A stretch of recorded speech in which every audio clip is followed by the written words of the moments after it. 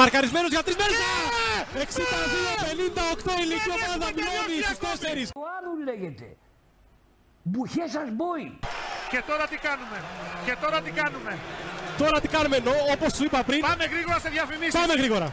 Έχει ένα κεφάλι. Σκάτα έχει μέσα. Διαμαντίδης το κόβει, τάπα στα ίσια. Όχι και δεύτερο φάουλ στο Διαμαντίδη, δεν το πιστεύω. Τι το φέρανε αυτό εκεί μέσα.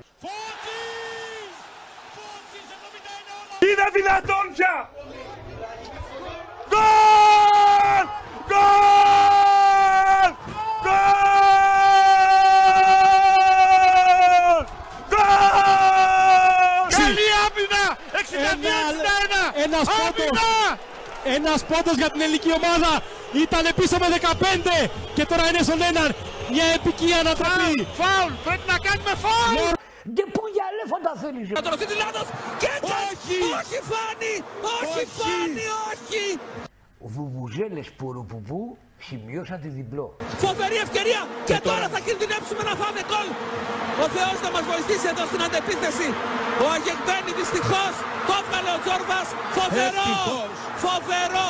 Θα πάθουμε έφραγμα με αυτά που γίνονται. Τι πράγμα είναι αυτό ρε. Τι πράγμα είναι αυτό.